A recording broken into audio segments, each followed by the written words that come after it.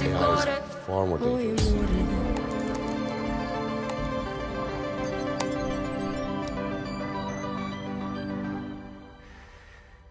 Hey, Mom. Hey, Dad. It's me, Ella. Well, a digital version of me. Just a bit older.